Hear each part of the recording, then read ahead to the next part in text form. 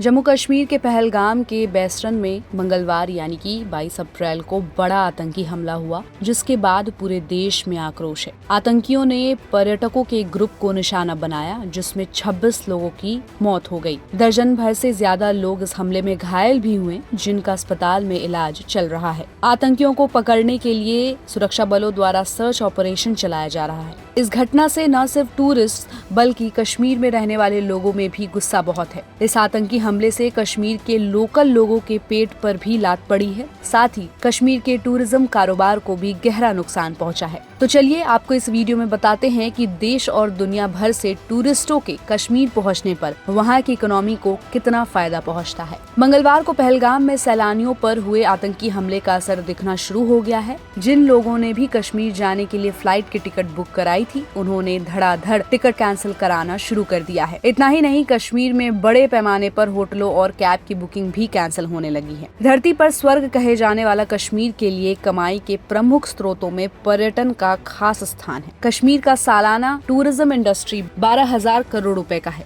आंकड़ों के मुताबिक 2030 तक ये इंडस्ट्री बढ़कर 25,000 करोड़ से 30,000 करोड़ तक पहुंचने वाला है। इस राज्य की टोटल जीडीपी में कश्मीर के टूरिस्टों की 7 से 8% की हिस्सेदारी है। मंगलवार को सैलानियों पर हुए आतंकी हमले ने मासूम और निर्दोष लोगों की हत्या के साथ साथ इस इंडस्ट्री के लिए भी कब्र खोद दी है। पहलगाम को भारत का स्विट्जरलैंड कहा जाता है, जहां रोजाना बड़ी संख्या में टूरिस्ट घूमने आते हैं। ये हमला ऐसे समय में हुआ जब गर्मी से त्रस्त लोग कश्मीर जाना शुरू करते हैं। ऐसे में कश्मीर में ये पूरा सीजन तहस नहस हो गया है। कश्मीर में सिर्फ टूरिस्ट से 2.5 लाख से भी ज्यादा लोगों को रोजगार मिला हुआ है और उनके परिवार की रोजी रोटी चल रही है। लेकिन इस हमले के बाद इन सभी 2.5 लाख लोगों की रोजी रोटी खतरे में आ जाएगी और परिवार के सामने 2 वक्त की रोटी का संकट खड़ा हो जाएगा। कश्मीर में कई छोटे और बड़े होटल हैं, जिनमें 3,000 से भी ज्यादा कमरे हैं। इस हमले से अब यहाँ की होटल इंडस्ट्री पर भी बुरा असर पड़ेगा और होटलों में काम करने वाले लोगों का रोजगार भी अफेक्ट होगा।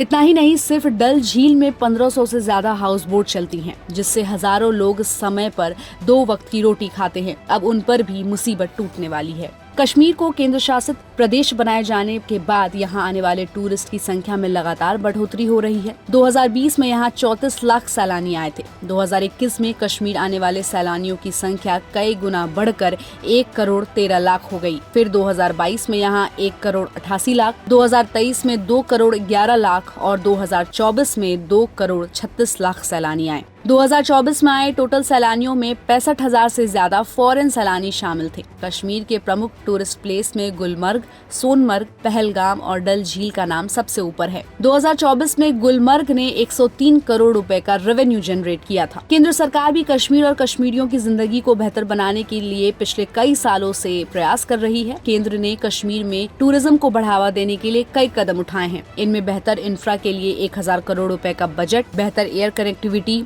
फॉरेन टूरिस्ट के लिए ऑन अराइवल वीजा, 75 नए टूरिस्ट डेस्टिनेशन, 75 नए हेरिटेज कल्चरल साइट्स, 75 नए सूफी धार्मिक साइट्स बनाए गए। इतना ही नहीं, कश्मीर को देश के बाकी हिस्से से डायरेक्ट कनेक्ट करने के लिए जल्द ही रेल सेवाएं भी शुरू की जाने वाली थी और इसमें वंदे भारत एक्सप्रेस का नाम भी शामिल है। तो इस पूरी रिपोर्ट पर आपका क्या कुछ कहना है, हमें अपनी राय कमेंट बॉक्स में दे और ऐसे ही अपडेट्स के लिए देखते रहिए गुड रिटर्न्स। हमारे चैनल को लाइक और सब्सक्राइब करना बिल्कुल भी मत भूलिएगा।